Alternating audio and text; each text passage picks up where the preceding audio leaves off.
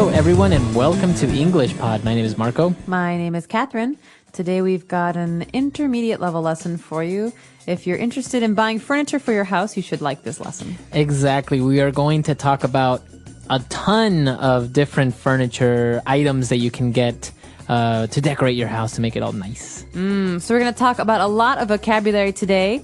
Pay attention while you're listening to some of the pieces of furniture that we talk about. We'll be back in a moment to talk more about them.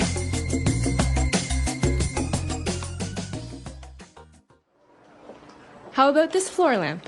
Fine, just get it. We have been shopping for furniture for 5 hours. I'm so tired.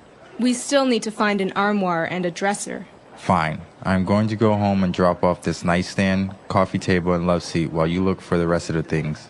Great.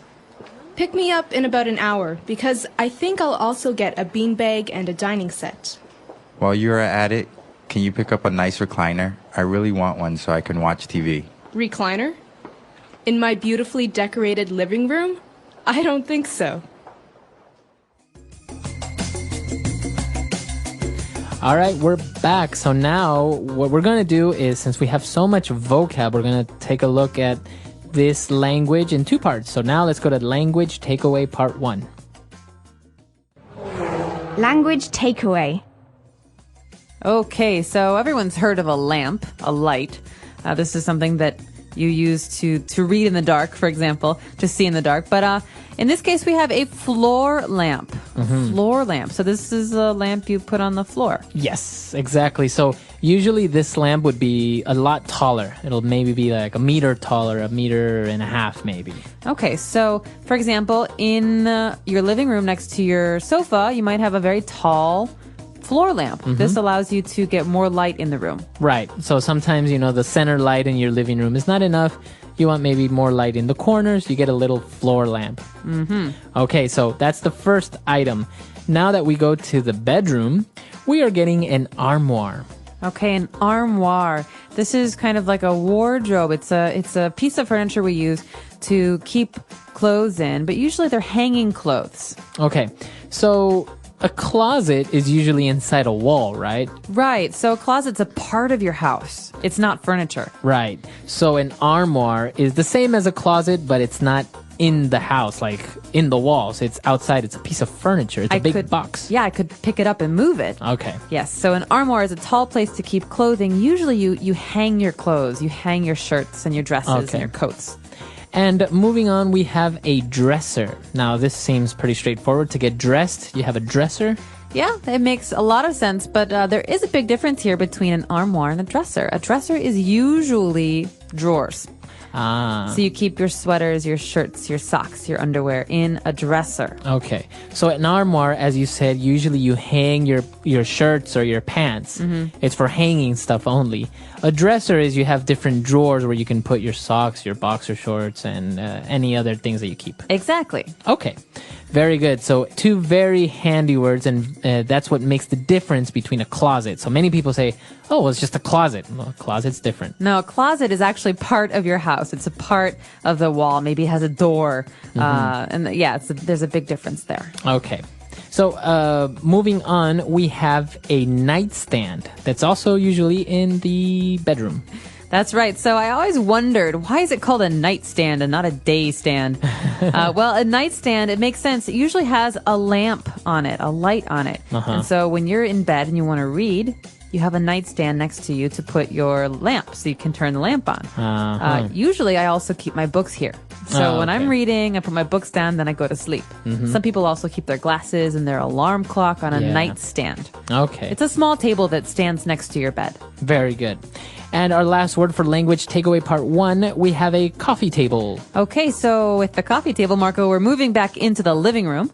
And in the living room, you have a sofa, you have some chairs. You need a table. But you don't want a big table. You want a small table or a very short table. This is a coffee table. It's called a coffee table. I'm not really sure why. I guess because if you're having coffee in the living room, this is where you put the coffee. That's right. And we even have something called coffee table books. These are big, beautiful books, hardback books that have many pictures that you put on your coffee table to look nice. It's not for you actually to read all the time. Well, I read them, but it's more important to use these books to look nice. Yes. And this is interesting though, because in many other countries, they're not really called a coffee table. So a direct translation wouldn't really help you in many cases. No. Like I know, I think in Chinese, it's called a tea table, not a coffee table. Yeah, that makes sense. Right? Yeah. Or like I know in Spanish, it's just called a center table. Okay. So this is basically the low table you have in your living room next to your sofa, in front of your sofa actually, so you can have tea or coffee and read books. Or put your feet up while you're watching TV. Not in my house when I was a kid. All right, so now why don't we go back, listen to the dialogue again, and we'll be returning a little bit with more vocab.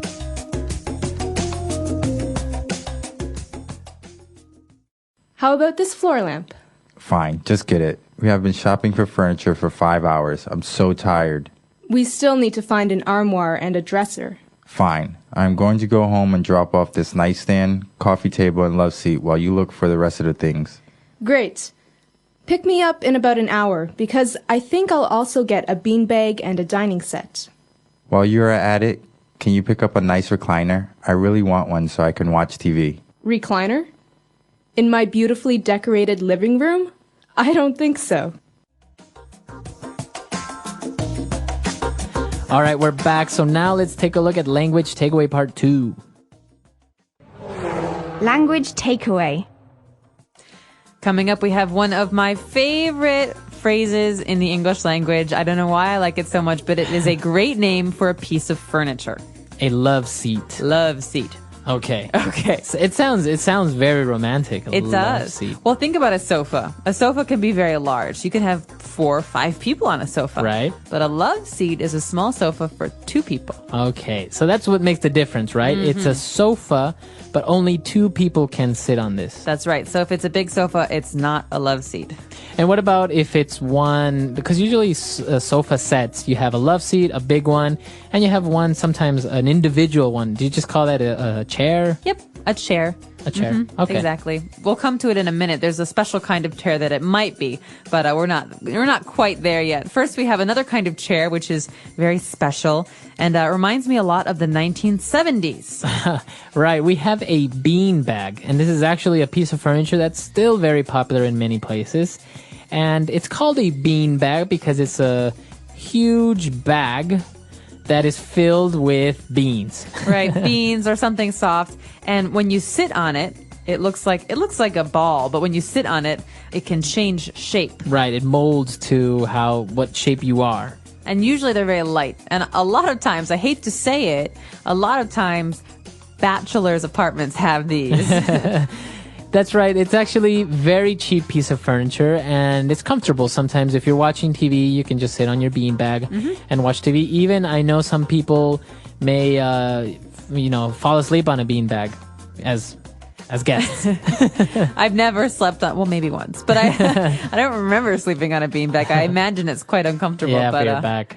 But moving on, after a beanbag, which is a good and informal piece of furniture, we have a dining set, which is a lot nicer. Okay, dining set. All right, so a dining set has many pieces.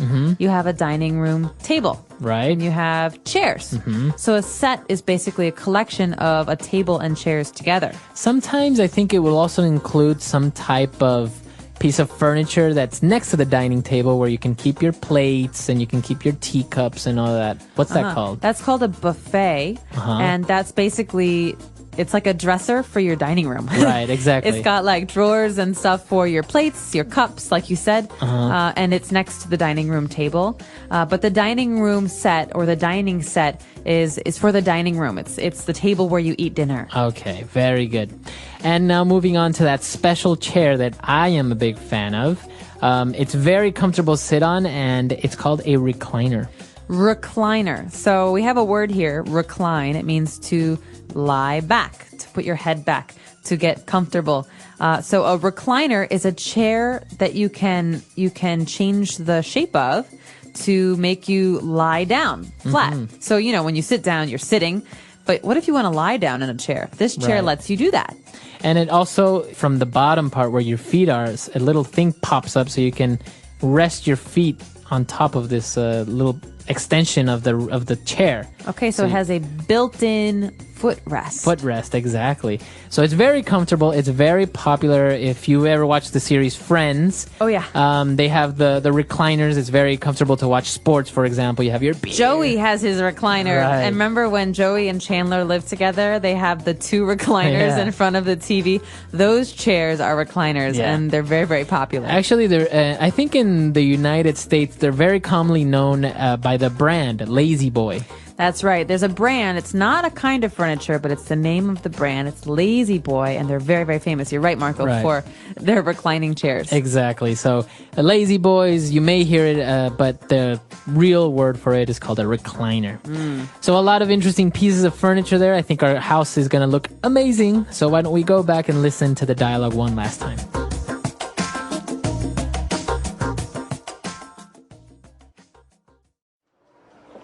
How about this floor lamp? Fine, just get it. We have been shopping for furniture for 5 hours. I'm so tired. We still need to find an armoire and a dresser. Fine. I'm going to go home and drop off this nightstand, coffee table, and love seat while you look for the rest of the things. Great. Pick me up in about an hour, because I think I'll also get a beanbag and a dining set. While you're at it, can you pick up a nice recliner? I really want one so I can watch TV. Recliner? In my beautifully decorated living room? I don't think so.